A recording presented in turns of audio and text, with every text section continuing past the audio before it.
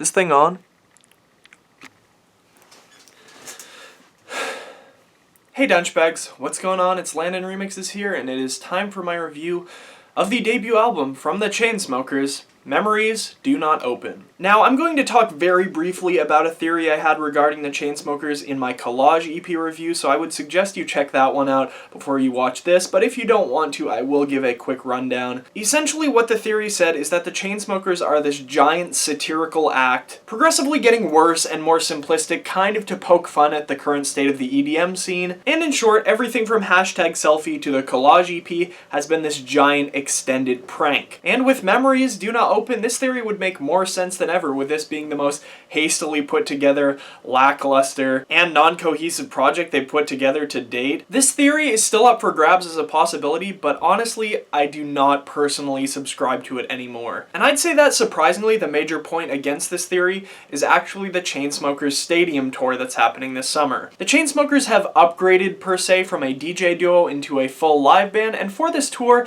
they have recruited the likes of some insanely talented musicians like the drummer Matt McGuire. Now, correct me if I'm wrong, but if you want something to suck on purpose, why grab one of the best drummers in the EDM world?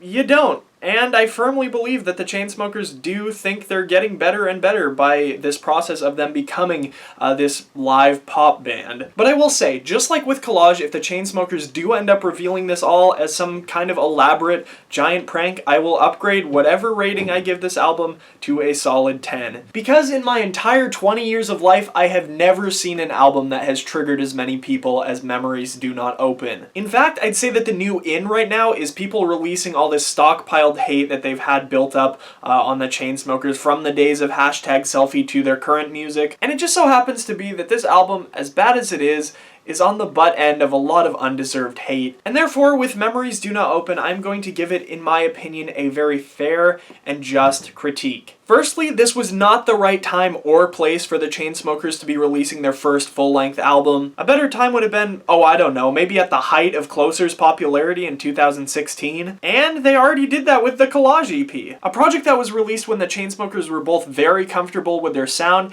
as a duo as well as their live DJ sets. This album, though, on the other hand, comes very awkwardly in the midst of a creative transition for the Chainsmokers, with it kind of getting caught between EDM that features outside vocalists and straight pop that features member Drew Taggart on vocals. And there's actually very little exception to this rule. Almost every single track that Taggart sings on has very little EDM influence on it, with the exception of maybe Bloodstream and the opener The One. And the tracks with features in general being a little bit more EDM sounding, kind of making reference to their older music a bit. And these points actually make for some of my favorite moments that this album has to offer, taking me back to a time when, in my opinion, the Chainsmokers were a bit better. Especially with the song It Won't Kill Ya, which in my opinion kind of sounds like a darker and more gritty version of Don't Let Me Down. And then of course there's the Coldplay collaboration Something Just Like This, which in general uses the same pattern and lead synth as Roses. And Roses is probably my all-time favorite Chainsmokers song, so of course I kind of like the little reference they put in there.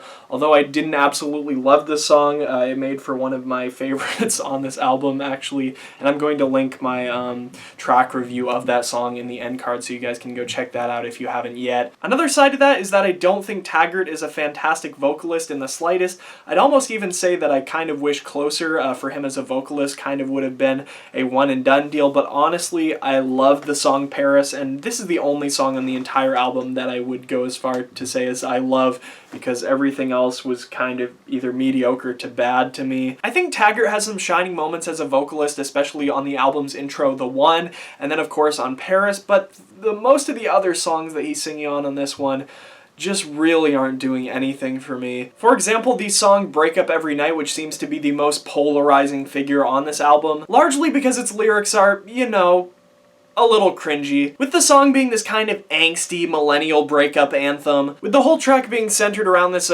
really generic pop rock beat. From what I've seen, unanimously, this one sticks out as everyone's least favorite. They probably just shouldn't have included it on the album because I don't think anybody's enjoying this. There is one spot on this album where I actually would have preferred to see Taggart singing over the featured vocalist, and that's track number 12, Last Day Alive, which closes out the album. And this song is kind of supposed to be written from from the Chainsmokers perspective. In my opinion, the song actually had a pretty great instrumental to it, so I was kind of brokenhearted to see this song in a way ruined by that southern twang vocals that Florida Georgia Line have to offer. And on a side note, when it comes to the features of this album, when the Chainsmokers announced Memories Do Not Open, I kind of expected this thing to be star-studded. With them featuring some of the most prominent female names in pop music on their Collage EP, I kind of expected the same to happen with this album. But nope, there's no Halsey, there's no Dea, there's no Phoebe Ryan. Really the only big names we even get on this album are Coldplay and Florida Georgia Line, and of course those aren't female vocalists. The only strong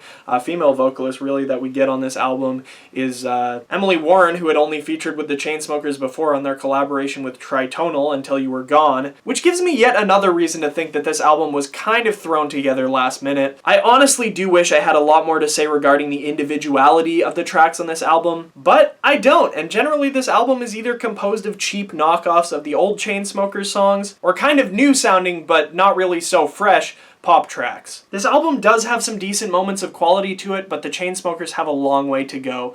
For Memories Do Not Open, I am feeling a strong 2 to a light 2.5. If you guys have listened to this album, which I'm sure most of you have and have not enjoyed it, make sure to let me know what you think down in the comment section below. And if you haven't listened to it for whatever reason, you can check out the Spotify link, which is always in the description, although I'm not sure if I would want to put you guys through that. This album is just not good. Like I mentioned earlier, solid 10 if it's a prank, solid 2 if it's not. I'm Landon Remixes, I hope you guys enjoyed this review, and I'll see you next time. Peace.